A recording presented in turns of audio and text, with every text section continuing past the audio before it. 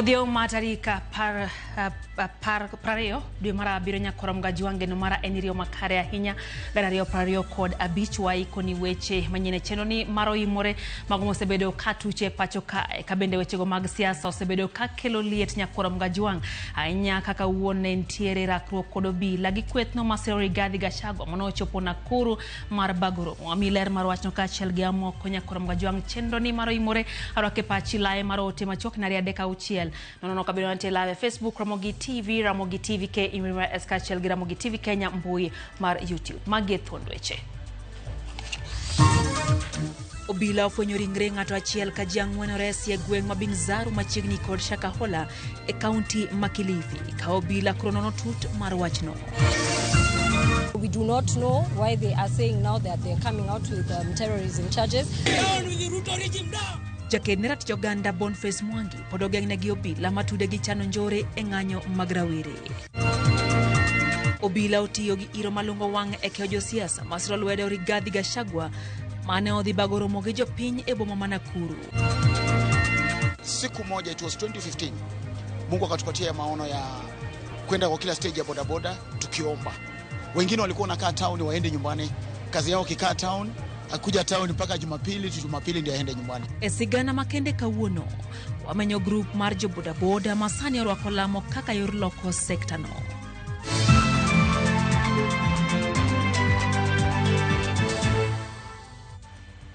Machiegni nyakoro mgaji wang' chendo eno imore wantiere gi jaloko Lizotieno nyinga Lydia Hokeyo. Luoro kwa gweng' ma Binzaru e kaunti ma Kilifi bang'o obila yudo ringre ng'at achiel ma owito ngimane kendo reso ji mamoko manono kilomita machoko wuok Shakahola. E kind ji manomake gin miyo kod jaode ma ok e kaunti ma Siaya manoresi Shakahola higa 2023. Ler mar obila oyango ni miyo no gi chuore kod nyithindgi auchiel ne oduogo luchore ma owuok apoya dalagi Siaya kanyaka sani nyithindgi auchiel go poko yang kama nitiere. Obila oyango ne gete sendo obila ma Malindi e kinde ma County Commissioner ma Kilifi oyango ni apisa magarita ochwale gwenge ma Binzaru mondo miyo tim nonro kadiponi nitie kweth manyayo puonj makoch maket kod mano manokelo tho mar oganda e gwenge ma Shakahola.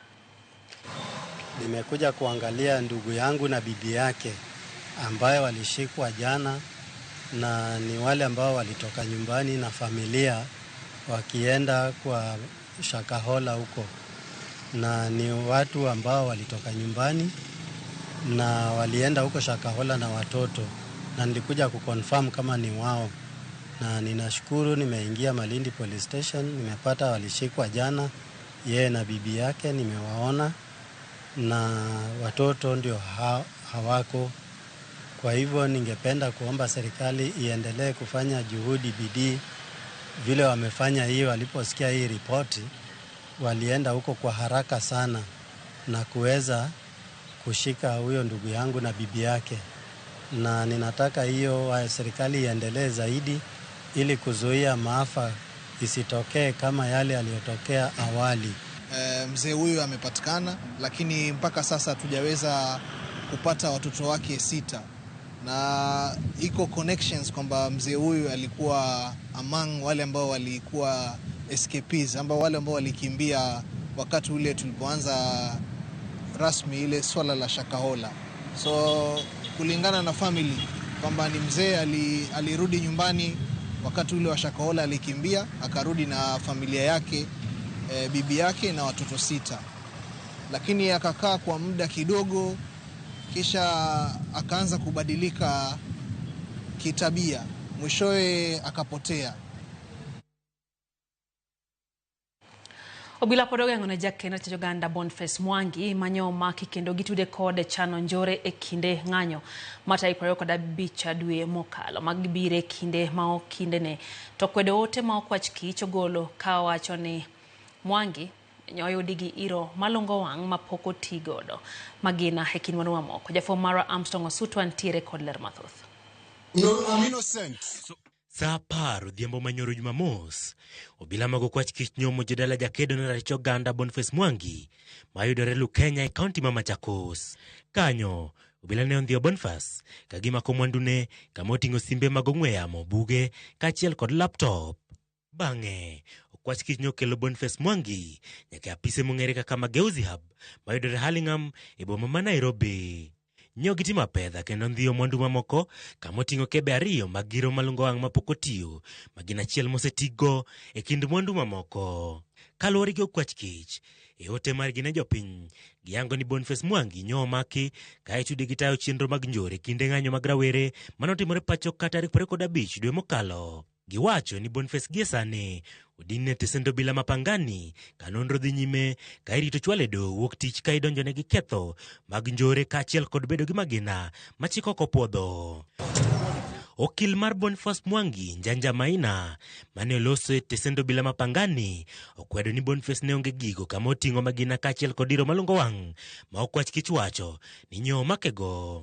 Owacho ni ok ging'eyo gimomiyo dinne ni mar obila nyonge gi oboke masundo meko mare. There's a statement that was made today on social media by the Department of Criminal Investigations, popularly known as the DCI, that there are items that were picked from his office or wherever it was, namely 2 tear gas canisters and I think a spent bullet. We can confirm and we can state with no uncertainty that those are things that Boniface did not have in his possession. Those were not things that were in possession of his office, and those are not things that were brought to our attention. So we do not know why they are saying now that they're coming out with terrorism charges. Down with the Ruto regime down! Jokedo ne ratiro kane otelne gi Hussein Khalid, to korka korgi to yango ni gibiro chung' motegno mar kwedo timbe ma sirikal osebedo katimo kama oting'o tiyo kod chike mag njore kuom jopiny. We shall exercise our rights without fear, without intimidation. And these kinds of actions by the state are only fueling further anger by the public. Yes. Boniface Mwangi is not a terrorist. He has not been involved in any form of arson. We are not afraid. We will not relent, and we'll continue exploring and optimizing every legal avenue available to us to hold these terrorists to account. We are not terrorists. We are peaceful. Eote margi, gigolo koyo na serikal, kagidwaro ni jatend jomin buche pacho kawero ko siasa tijene, kendo ni duol mochung' ne rango chenro mag bad migao mar doho, mondo ne ni doho chung' kar kende. The ODPP must exercise Article 157 of the Constitution to make independent decisions on what to charge. We believe the ODPP is being coerced by the executive to push on with this kind of charges. Free Boniface, free! Armstrong Osutwa, Ramogi TV. Jatend piny Kenya William Ruto kone jonyuol mondo mi okaw ting' mar puonjo nyithindgi ni mar ma ok oyudo puonj mar jonyuol to biro rado gi obila kapo ni gidhi ataro gi chik kata rocho kwe. Ruto loso Machakos kama otielo ni kanisa kod jonyuol dhi konyo rieyo kido makare kendo josiasa koro ok noyud fuok mar tiyo marach kod joma tindo e siayo tulo. Walter Nyambaga ntiere kod ler. Nyithimo ok opuonj kod jonyuol, piny punje. Magi gin weche jatend piny William Ruto e kida lamba ne obagi kanisa mar AICC bade mabomani e kaunti ma Machakos. E kama jatend piny William Ruto okone jonyuol mondo orie nyithindgi makare, nono to obila biro rakore kodgi ni mar obila omi tiegruok mar rakore kod jonjore matama to ok puonjo nyithindo mobalo kod timbe magalagala. The police are trained to deal with criminals. They are not trained in parenting. So, if you surrender your children to the police, what do you expect? Parenting is a God-given responsibility. Don't abdicate your responsibility of parenting. Don't surrender it to the church or to the government. Mmesikia msemo unaosema asiyefunzwa na mzazi wake, mnajua atafunzwa na nani? Ruto mosebedo kayudo kwet kawuok kuom rowere e koro dwaro ni mondo jonyuol kod kanisa obed karieyo joma tindo ni mar kanyo biro dino fuok ma josiasa nyalo yudo e ka gisia rowere ni chuogo tulo e kod ketho mwandu e kaka mane oneno e kinde ng'anyo mokalo. Wazazi, let us mentor our children. Let us be parents. Let us look after our children. Let us speak to our children. let us talk to our children. The church, let us work together. Because raising the next generation of Kenya is a societal responsibility. It takes parents, it takes the church, it takes the government to raise the next generation of responsible citizens. Ukoni jo Kenya mathoth mutingo nyaka jodolo, josiasa osebedo kase nene uchiwo singo bora mota mechopo kare. Ruto ukoni jogo biro bedo kod buok mokalo ne mar singo ne nyako chop kare kapok owuok apisi. Mimi nimelaumiwa sana. I've been accused of over-promising. Sindio? Meambiwa na watu wengi, wewe umepromise kabisa Kenya, ulipromise. Mimi nataka niwaeleze, it is not over-promising. We are raising our ambition as a nation. And I want to tell you, every promise I made, I intend to keep it in my term. Kuna askofu moja alinitembelea akaniambia, unajua sasa pengine hii maneno ulisema tu ndio uchaguliwe. So ujipange vile unaweza kujiondoa kwa zingine. I have no such intention. Jatend piny odok ne sirikande mokoni osegoyo okang' malach e bero chumi, chogo tije ne ojende, to kod chwalo dongruok mag okumba mar thieth mar SHA, ute ma nengogi ogonyore, e keyo stima, to kod neno ni onge tunge ma Kenya mowe chien e dongruok. Our economy is growing and the numbers speak for it. And SHA is going to transform our health provision as I committed. Walter Nyambaga, Ramogi TV. Kabro wang'eyo mago mag siasa ywaruok no neno heba masubukia e kaunti ma Nakuru bang'o biladio ne jokanyo mag duond bura mar DCP manori kod rombe mano bagie kuonde opogore e kaunti no. Obila no bayo ge giro malungo wang' josiasa go kane gitemo tiyo gi apaya moko mane onegi chopi rombe mano bagi Nakuru gino mano kelo ywaruok e kindgi gi obila. Kakoro ne gidwaro mondo mi yawne gi apaya gi kadi. Ne giduogo gi bago rombe amoko e gwenge ma Kabazi, maili 6 kod Heshima. Motelo ne mano jotelogo mathoth gi kwedo piny owacho no yore nyasi mar lamo e kanisa mar AIC Subukia.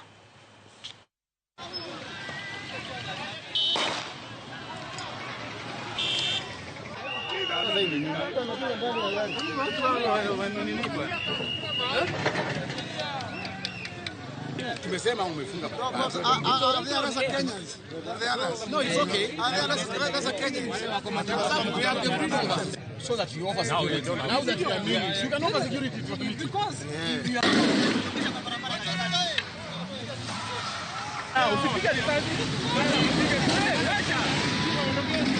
najua iko watu wengine hapa Nakuru wamekuwa kiwamdanganya. Wanamwambia kura yake imebaki hapa Nakuru ati kwa sababu hapa ni Rift Valley. Hapa iko kura ya William Ruto. Iko kura ya William Ruto. Huyo jamaa tumesema kutoka kule Western, Rift Valley, Central, Coast, huyo jamaa paka aende nyumbani, si ndio? Tunataka kuwauliza maswali. Leo hii tukisimamisha Rigathi Gachagua na William Ruto, mtapigia nani kura? Lazima tumpeleke nyuu. Lazima tumpeleke nyuu. Na yule kijana ambaye hana kura, tafadhali mjiandikishe mpate kura.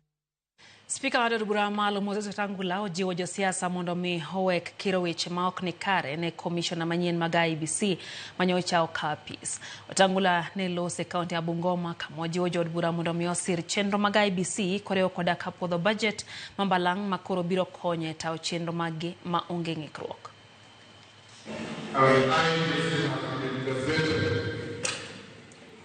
And sworn from the chairman of the commissioners. I want to encourage Kenyans, particularly the political class, to avoid the temptation to make prejudicial statements either in favor or against IEBC, because IEBC does not need those statements. IEBC is independent and the works for the people of Kenya regardless of their political affiliation. For anybody to presume and say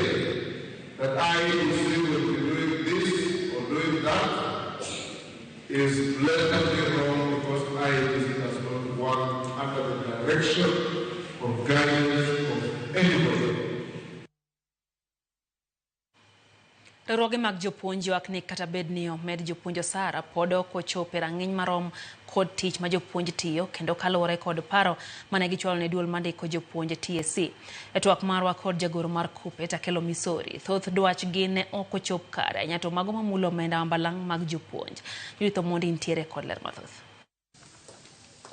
Winjruok mane okelo medruok e osara mar jopuonj yare 12 nyaka 29.5 okelo lokruok e bengi. Kata kamano pod nitie ywak ni ok orom kod tich ma jopuonj tiyo. Kaluwore kod riwruoge mag jopuonj, ne gichwalo paro mondo mi medgi osara kod 50 nyaka 100, ka gikoni nyaka sani jopuonj oketie rang'iny kod jotich moko makamoro ok tich mapek marom gi mag jopuonj. Kendo Salaries and Remuneration Commission nyaka koro tim proper job evaluation, nikech our entry point iyudo ka jogi pod neno ni ginyalo compare wamna gi drepe. Gi compare jopuonj gi drepe. Koro maendi wadwa nyisogi ni jopuonj obedo jok ma opogore gi drepe. Kata mana basic pay no wadwaro kochakore percentage 50 nyaka percent 100 mar basic pay. To gimono wayudo kochakore percentage mar 5 nyaka 29. Akelo mane twak kod Ramogi TV oyango ni e paro mane gichwalo e ogirimiti manyien ne gidwaro mondo mi rango omenda mabalang' kama oriwo mag wuoth kaachiel gi ot duto ma ok omeny kod winjruok mane gibedo go kod TSC. Bende ne gichiwo paro mondo mi chul ne jopuonj mamedo sombgi omenda mar somo, paro ma bende ok oketie tim. Kaluwore gi commuter allowance mwachamo sani en gima nochak chulo 2014 to ma wane 2024. Dalo mano chak chulo 2014 no bech petrol achikende ne en siling 78 per liter.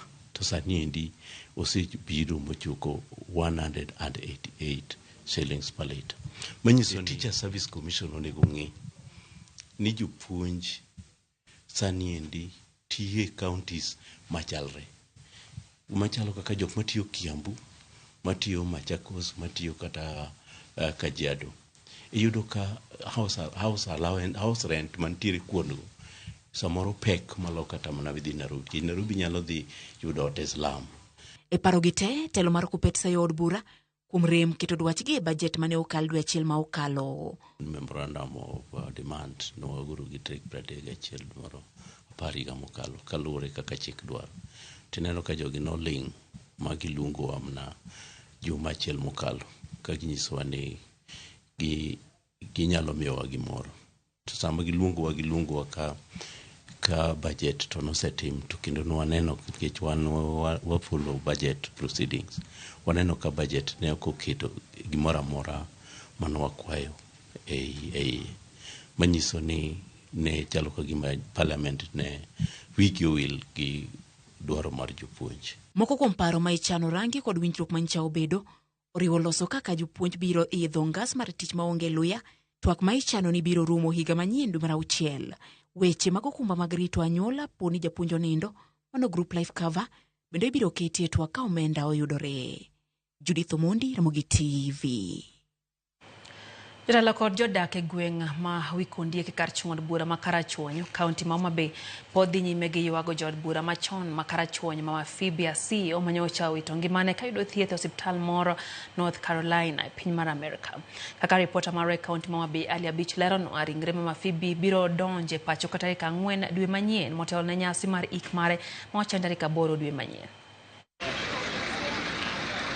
E dala ma Phoebe Asiyo manie gweng' ma Wikundi e kachud bura ma Karachuonyo, jopiny bura kod jotelo mopogore yuoro mar kuyo kod familia mare bang' tho mare manotimore e piny Amerika tarik 17 mar dweni. Ka jokristo be noyuoro majiwo kod hoyo chuny familia mar mama Phoebe Asiyo e kindeni ma koro gin gi lit kod kuyo. Gavana ma Homa Bay Gladys Wanga manotimo limbe e dala mama Phoebe Asiyo ne opare kaka jatelo mane otegno kendo nochung'ne kedo ne ratiro mag joma mine kaachiel kod nyithindo manyiri, ka okoni bende nopayo ne joma mine yo e alap mar siasa kod telo. Nyagoro ema nwa campaign gi nyinge nikech nowacho ni ka Nyagoro notelo Karachuonyo ka mano okawo kiki mokete lu to wan bende nwanyalo mano Nyagoro notelo ne maendeleo ya wanawa.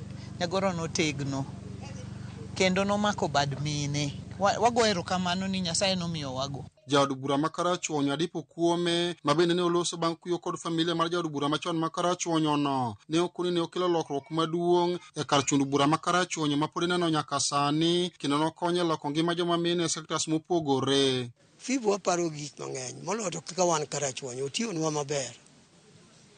Otiyonwa maber nikech Phoebe kobedo mbunge achiel nodwar mondo wabed gi kwe. Mar ariyo Phoebe nohero development. Nowuoyo gi NGOs ma oko mogeronwa gik moko pod waneno nyaka sani. Jodongo mag Luo Council of Elders bende noparo mama Phoebe Asiyo kaka jatelo mane ochiwre gi chunye te matiyo ne jopiny e lemo mopogore mane omako. Phoebe kata mane en mibunge wan gi kane wabiro dalane ka to jokone modonje. Ineno makotedo gi lwete mokel nyoka momiyi to en mibunge marwa. Omiyo watimo mos ahinya, wawito mama malich e karachuonyo ka, e Homa Bay ka, e Kenya ka. Jopiny e gweng' ma Wikondiek bende noywage kaka jatelo mane ochune dongruok maloko ngima jopiny ka gipare kaka jatelo mane ohero siasa mar kwe. Mama ne en ng'ama ber, mama nong'eyo ji. Mama kidwa timo gimo marach to kweri. Koni wuodwa gini kik itim. Mama oritowa maber. Phoebe ne wuoyo mos kendo ne wuoyo mos kabisa. Kendo waparo wende kaka chon ne siasa ber. Gima dang' apargo kabisa en siasa mane yom mane timo mos. Kane ji wer, kane jomoko wanyalo wer kwa Wikondiek kwa choma diedo. Samoro bo wachako wa diedo wachoma Wikondiek. Jiromo joko kiki joka Phoebe. Weche mag dongruok osekelo welo ka mang'eny. Welo mokelo ka gin mana mag maendeleo. Kata mine osebiro dala ka mang'eny. Ringre Phoebe Asiyo biro donjo e piny Kenya ka wuok e piny Amerika tarik 4 mar dwe manyien motelo ne nyasi mar iko mare mochan tarik 8 mar dwe manyien. Ali Beach, Ramogi TV, Homa Bay. Koro mgaji wang'en mosa hinyane familia mar mama Phoebe kamoting'o Juni mano engineer Junior Asiyo kachel gi Dr. Seti Asiyo musuru ahinya Nyasaye mondo me wikindegi ma ukale ma to moloyo winjo kaka josiasa bende wacho ni no mako bad mine en jatelo makare Nyasaye mondo ket chunye kamokwe wakoyo mokwonge chenro ni maro imore na singo kao pachi kacha chenro eno imore ka pile live wana nyisi na ria deka uchelo no kabedo wate live kache Facebook aneno ka Rolex Ondeng mar Homa Bay wachoni aneno weche gi eyo makare ahinya kata wachoni duol mar IBC eka no chako tich ojore omiegi thuolo mondo giti kochakre kod kuonde ma owinjore gitimie by elections wachoni mos mage kone James Oricho kod min gi Sofia Gutu entiere kod Wechendo. Pastor Juma Runda ni kacha in bende wachoni gik mosiko timore Kenya odhiero jopiny ahinya dwaro mana en mana ni lamo gi tweyo ka wach mashaka hola pod chalni dwa chier kendo wachoni en gino mabende koro makodho kaenya chingo mwaka ntie Kisumu wachoni entiere kod wagen gi jalo Brigadier Ogila Kibos Kunya wachoni wapuonjuru nyithindo mondo mi kik keth gik makonyo ngima kaka hospital police station gi mwandu jowete wa lweny ne ok marwa mano kanyo chingo mwa yaeno kanyo ote Maroniala Mandela kante Kibiri Ward wachoni kaka pilen gi min gi Christine Niala mora hinya gi Ramogi TV gi apodo kawe gi woro henni be wane democratic world adier kuso joma ni sirikal kendo timodwa sirikal emane giratiro to jomoko to chal ka gima ratiro margi onge chuth mwalimu Jal gi mwalimu Bandara nenu kacha kauntiere gwengo ma Migori kachel gi Mikaya wachoni untiere kod Wechendo honda mla Jali wacho gimoro kacha owacho kanyo ni position chaloga mana kamano nyake chame tiagas matin kata kamano wacho ni koro gimiwa agenda ma proper one term ken agenda mora wacho ni ka ok ginyal miwa agenda kaka jopiny to en mana lepo 88 hours ero kawada ahinya Faith Mzomo mwalimu aneni kacha neno pachi kanyo koten record weche go mag puonjo nyithindo kata kamane wacho ni Gen Z gin jogo monjo bed ni iwinjo dwachi kendo iwinjo pachi gino magidwaro ka piny brodhi kare wayo matin nyakwara mgajwanga chenro en oimore kikidhi mabor.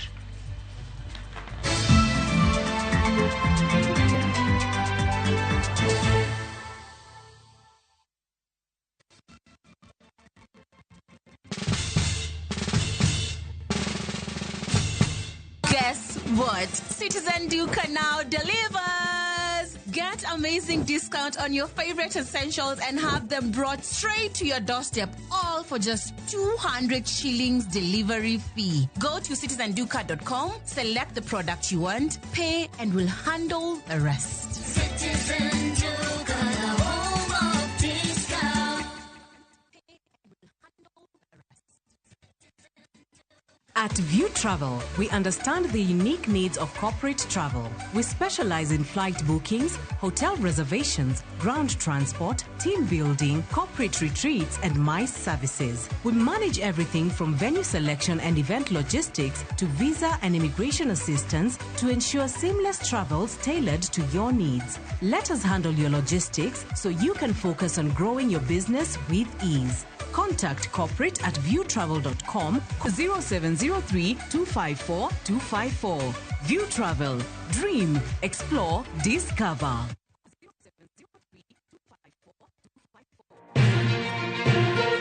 Kowuok e chuny boma ma Nairobi, machiegni gi Naromoro. Kokale gode koda ore kendo mol e gwenge duto ma pacho ka. Okinyi kokinyi wayango ni kaka piny oru. Ma en rupe. Kama wami nonro to kod chal mar fwambo. Wa encourage conversation. Wamenyo ni weche ma mako ngimani. Job restructuring kata state restructuring ok promise ni kiwitu tich ka tili yudo tich ka. Kendo in gi duol e mbaka oromo. Watudre gi reporter marwa ka en Homa Bay, Mombasa, Kisumu, Migori, Kisii. Wabedo gi twak kachiel koda ka jolony weche mopogore opogore. No, wamiyo parliament a lot of authority. The authority no gitiyogo mana mondo konygi. Tudri gi Joyce Oduor, Sharon Ong'ao kod Cleophas Oluoch e chenro mar Rupiny kod Mbaka Oromo. Wuok tich nyaka tich abich chakre saa 12 okinyi nyaka saa 5 onyango e Ramogi TV.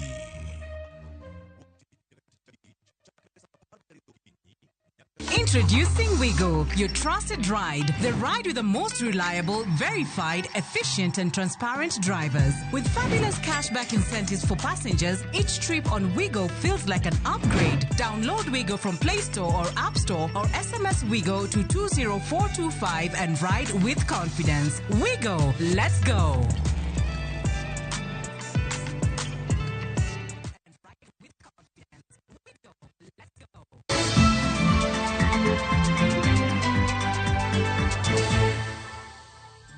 Keno nyakwara mgajuang. Skund nyiri mar Kaplong Girls olora apoya bang' jopuonjre bago ng'anyo kayuak ni japuonj moro osebedo karocho ratiro margi e yore mag anjao kod timo hera tok chik.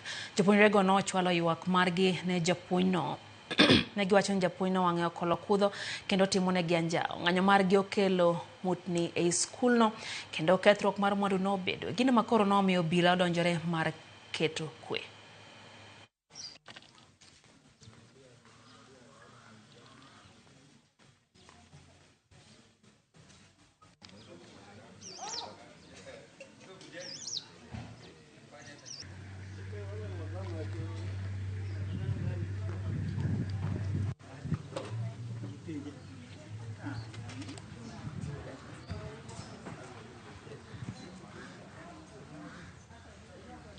So everything else that is going on is just allegations. They may or may not be true, but we will get to the point of it immediately investigation is complete.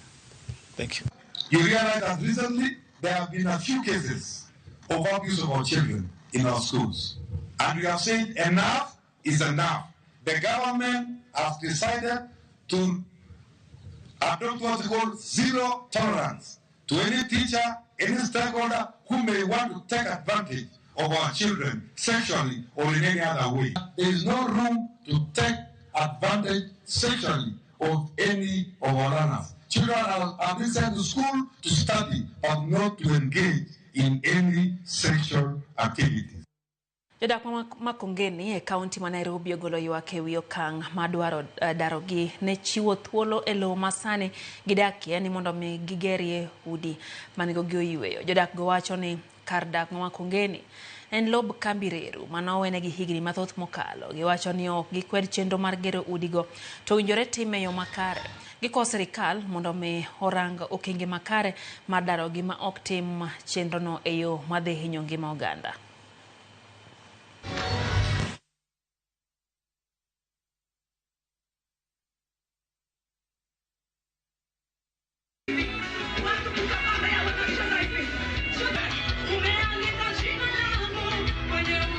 Wang'eyo ni wan kod chenro mag sirikal mar gero ute ma nengo gi yot. Tei Makongeni ka kit ute midwa noger kata ka kidwaro nogergi gin giumore. Ok oketgi e yo maler. Ok oketgi e yo maler nikech jogo eko ma jotendwa machalo kaka jachung' marwa ei Makadara to kod jachung' marwa ei Makongeni kaka ward. Ok osebedo kodwa jo adieri mar mondo mi gik moko timre kaka owinjore. Kalore kod chik mane jano nokabe higa mar 2010. Dwaro jo scheme go jo Kenya Railways mo gin magibi ka gin gi nyiswa. Mokwongo puodho ni number 1 puodho ni eken mar sirikal. Puodho ni mar jo British number 1 puodho mi neno ma gin ma yibi gin wakai. Title deed moro onge ka. Magbiro gi barwa ka pile pile. Title gine maka en ka Queen kucha gine London kucha. Magi old estate. Mama Makongeni estate, Kaloleni estate, Mdurwa ni cha Ntielandi Mawe, Ntiengara estate. Magi gin mwandu joka. Riwruok mong'ere kaka Levites Africa kotenore kod tend county ya Migori ochako chenro mar siro rawere kod wakeni e pith rech e county no. Jatend migawo mar pur e county ma Migori Lucas Mosenda wacho ni chenro no mageto wakeni kod rawere e pith mar rech dhi chiwo kony ne grube ma idhi sir. Apisa maduong' e migawo mar rech e county ma Migori Georgia Chola kod Lilian Silani matiyo kod riwruok mar Levites Africa wajiwo wakeni kod rawere mondo mi bende odonj e pith mar rech kar rombgi.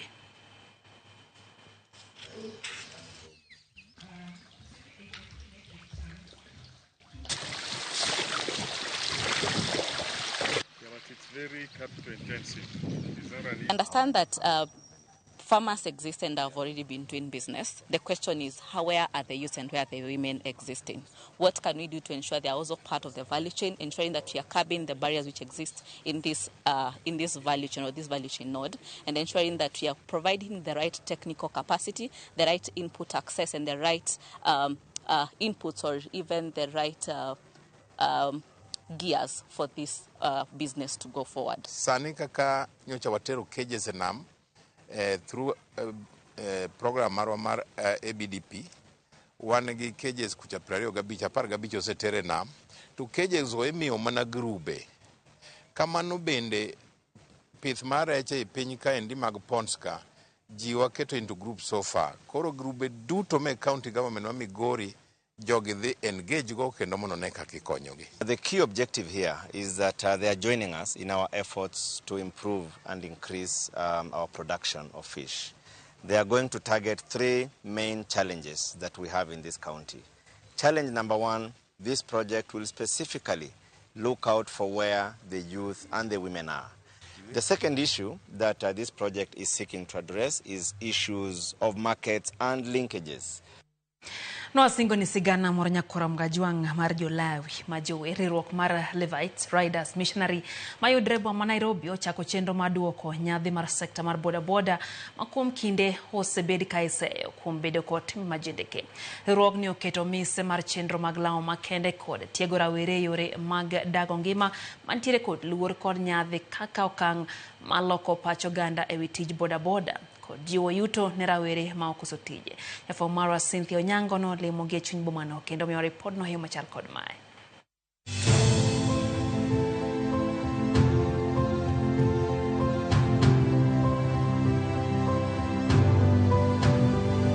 E ang'ich welo e chuny boma ma Nairobi.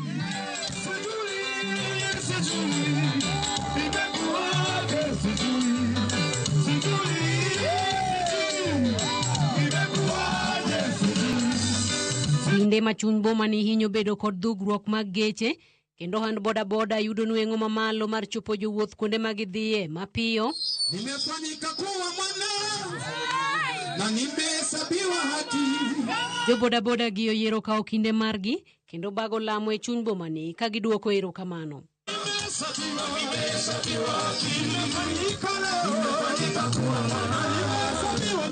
Boma ni matimbe njore nek kod kido magweno kuro osebedo ka okwako binde gi maber nyalo wuokie.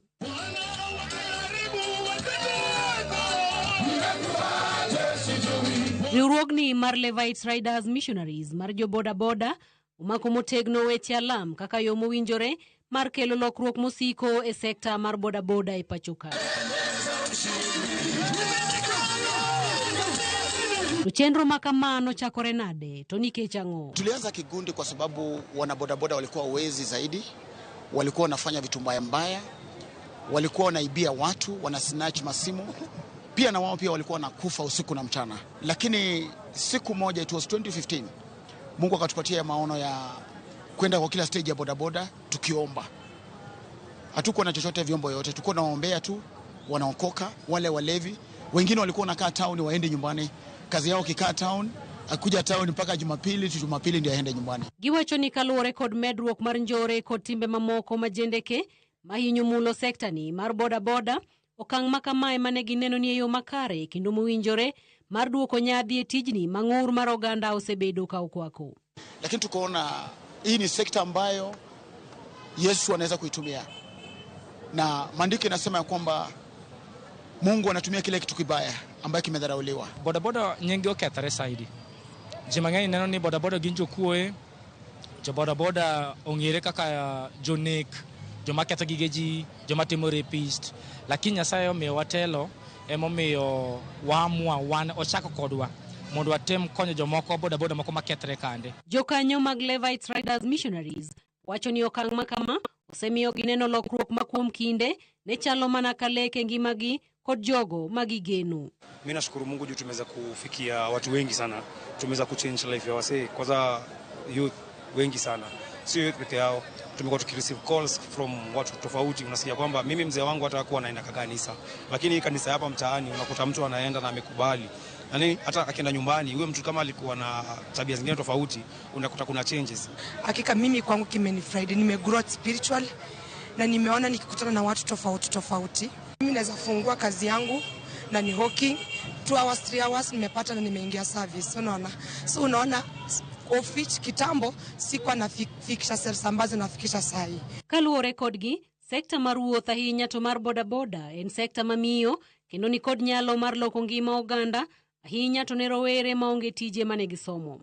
Kata kamano, giango ni dwaro nitiere mar jolo rowere ahinya to mago matiyo kod yedhe mamero ji mondo gichung' motegno e tijgi kendo gibed kod ngima momiluor e kind oganda. Unakuta mtu kama amejipanga vizuri, kama mtu akiamka asubuhi ajipange siweke kuwe sawa, na utakuta ako kwa vyama vingi anavilipa, anasomesha watoto katika high school, anasomesha watoto katika vyuo vikuu, na unakuta kwamba hata nyumbani watu wamejenga vizuri. Unakuta watu wana biashara zingine kando na hiyo. Giwacho ni chunygi ni kod mor mogundho kod geno kaluwore ni chenro makama osekelo lokruoge makare timbe makinde ka kinde osebed ka itudo godo jo bodaboda kaka njao ratiro mag jopuonjre kod timbe mamoko mamono. Mungu amekuwa mwaminifu na amekuwa wa baraka. Hakika sekta ya bodaboda imebadilika. Bodaboda waliacha mambo ya kufanya mauaji. Bodaboda wameacha mambo ya kupatia watoto wa shule mimba, na tunaona Mungu akionekana hapa ndani ya Nairobi. Kuna watu tumeombea kwa hii madhabahu wamepata kazi. Kuna watu hawakuwa na ndoa wamepata ndoa. Kuna watu ambao tumeombea walikuwa na hitaji, hawana kazi, wanatahangaika. Mtu anakuambia nimekaa Nairobi more than 15 years, sijawahi pata kazi. Nimeenda katika kanisa mingi, lakini tunapoomba na maamini anaenda anapata kazi. Koro samineno kaja bodaboda kikene ni jogirorite.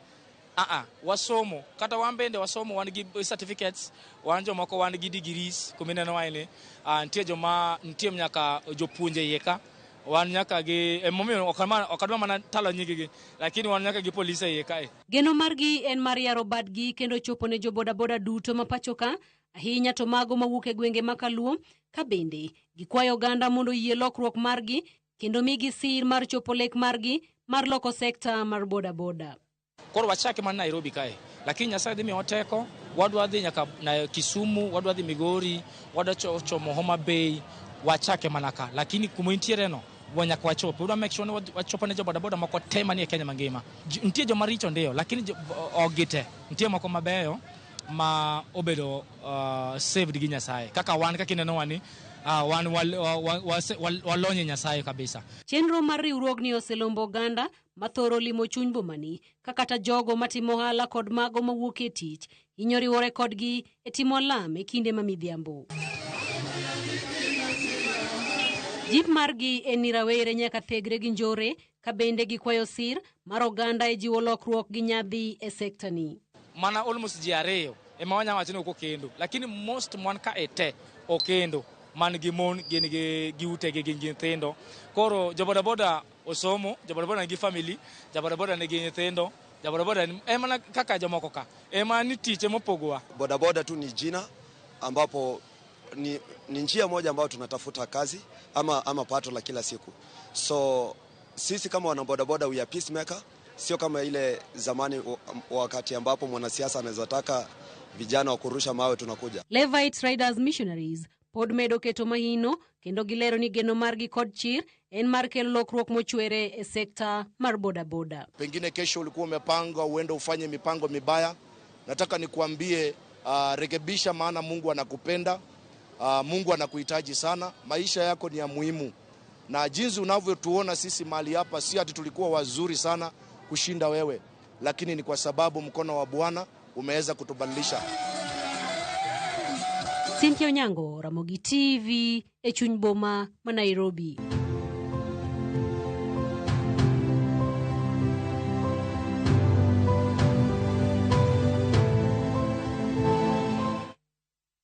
Report no mokelnwa kanyo gi Cynthia Onyango terowa yo machielo nyakora magajuang mano e chal mar weche chuny boma kiyudrio dhiambo sechego go magin jopak ingo Levites Missionaries Group gisebedo kanyo kagi pako Nyasaye kendo gidwaro mondo giloki e sekta no sigana makare ayenyo. Pia jachumo wacho kacha ni entie kod weche rodhiyo makawuono ando benda inea owuor wacho ne wigot malo kacho neno wayo makare benda eno ote mare mama Eunice Misumi kantie Kisumo korando wacho ni entie kod weche ndo mora hinya Ramogi TV kaka weche gi chopone gi eyo maunjore. Isdorio Molo wacho ni en bende oriwore gi jotelo wete gi mama be kod jokarachwonyo kuom tho mara ma Phoebe Asiyo yono jo siasa kop siasa maonge kodayany kod dhao to aket maino ne dongruok mar oganda wa duto. Ano bende kanyo ote mo orgi Ozum Kapita wacho ni entie Migori County Luanda Konyango Center kata kamano woro wach mar chal kagima dwa chier machal gi mano mashaka hola odoro mondo metim nonro makare. Felix Osik wacho ni entie Ndhewa. Nicholas Oweri entie Kodera kaeto ni Kapesa wacho no sedonjo kaka pile mano Clinton nyakwara pesa wuok ugenya masiro uchola wacho no winjowa eyo makare nyako ya gengego magalego. Jekona oyugi wacho ni mama Phoebe Asiyo nind kod kwe wacho kanyo ni Musa Hinya. Brother Favor Joel Onyango entie kodwa bende. Brano Ndijo wacho ni Ramogi TV lera Hinya kato Ino Sanguka wacho ni mos makane familia mar Phoebe Asiyo woda Sembo kanti Bumbolulu Mombasa. Eno bende Simon Ongue wacho ni en wood game mano wood Letesia wacho ni Ramogi TV chopone gi jaude Cyprus eyo ma winjore ahinya. Meno Kalebo Dhuogo wacho ni entie kodwa kaeto Odira wuod Ndewa wacho kanyo ni eno siro wach mar meto mar osara mar jopuonj wacho ni jopuonj tiyo tich monjo bed ni medo gi osara kaka riwruok mar gi osebedo kadwaro. Wayo matin nyakoro mgajuang kwa duogo puro ntie koro mathoth keke dhi mabor.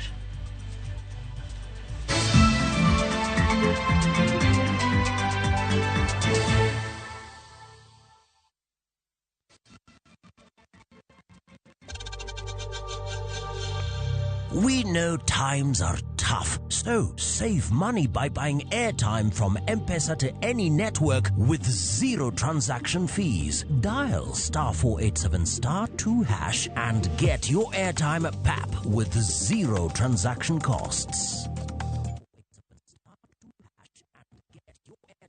As an MC, I need to walk the talk. It's a walk I've walked many times. It's okay, everyone. Hakuna shida. Before, these tough stains would stay on my clothes, and all the scrubbing, it would fade my colors. But thanks to new Ariel liquid, it's all good. It lifts the toughest stains, keeping your clothes bright. Wash after wash after wash. Asante, new Ariel liquid. New Ariel liquid for washing machines. Brilliant stain removal in one wash.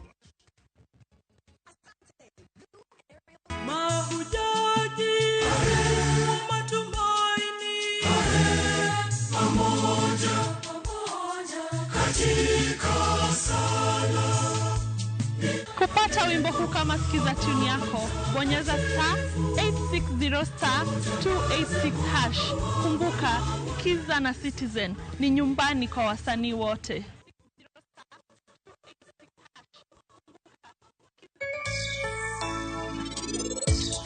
Penj laktar ko kalera mugi TV ngima en mwandu iluonga ni Ruth Otieno kende nga morna mar bedo kod odiechieng kodiechieng. Bed motang. Gin na dichiel ka gima gitegi riwo dichwo achiel. An na wuoyo gi nyako moro morwako law maratong cha.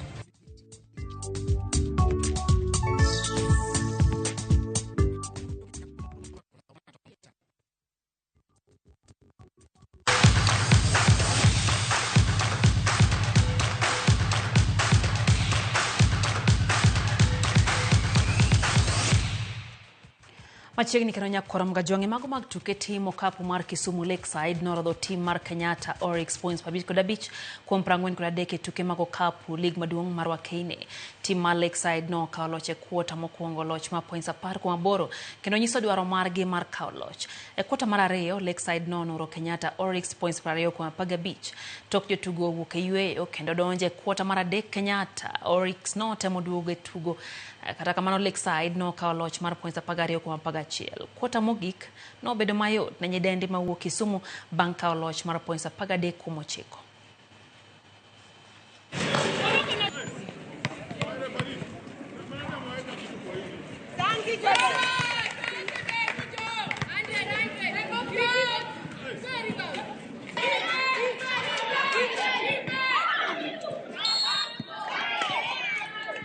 We are coming from holidays. Most of my players are not there. But I'm impressed. They played a good game. I wish I had time to train. If this game was put before, I know I would have won the game. We would have won the game. According to the game that we played, we had messes in the first quarter, but we recovered by playing a lot of press. We pressed them. And there was some resilience, but we used our timeouts to control their tempo. And also in the third and fourth quarter, we did a lot of shooting, which really opened the gap for us to win the match. Kambi mar Media Services okale TV mar Citizen kuom thuolo machielo mako regi kambi mar Predator Energy Drink ekelo piem kod yudo miche tielo machielo season ni. Chenro ni no chakore ayanga e bombe adek Kamoti o Kisumu, Mombasa kaachiel gi Nairobi. Tumo bedo bomo ma chenro mar Football 90 chenro mar Citizen TV ochakore e season ni. Wuoth ma ochakre gi dhialo club mar Chelsea magin joloch okombe mar klepe kata FIFA Club World Cup. Komakore gi math mar Predator Energy, johera mag Chelsea kaachiel gi mago mag tuke lig maduong' piny mar Ingeresa nigi thuolo mar yudo mich mopogore opogore. The whole campaign is about winning a trip to Chelsea. As Predator, we have a global partnership as the official energy drink of Chelsea FC. And we're super excited to bring this now to our consumers down on the ground. So consumers need to do a couple of things in order to participate in the promotion. Kambi Predator Energy Drink omedo ndhadho e piem mahigani ka mich mathoth ji biro yudo kokalo e chenro. The whole goal of our brand is to empower the common wananchi and to enable them to move around, do their businesses, achieve their daily hustle. And the best way to do that is through boda bodas. So you can use your boda bodas for different things, to move people or goods around, and to be able to improve the level of your livelihood. Chenro makamagi ne ochakore ayanga e boma ma Kisumu, Nairobi kaachiel gi Mombasa ka johera mag adhula nobedo gi thuolo mag yudo chenro gi achiel kachiel. We've got some secondary or tiered prices. So to begin with, obviously we've got the trip to Chelsea with fans and their plus ones.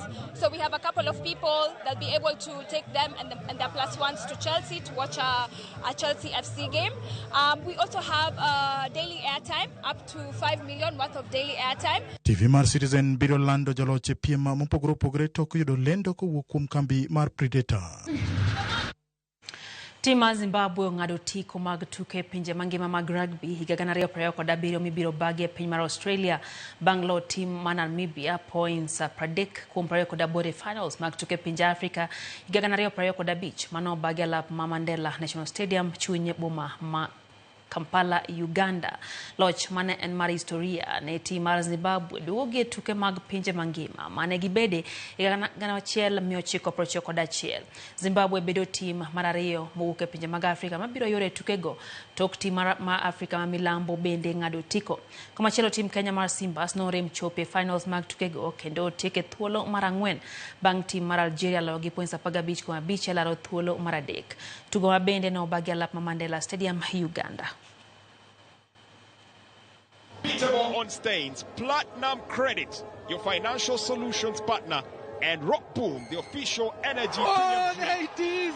Full time, and it's done. Jagol ma tim mar Afrika milambo Handley Dlamini no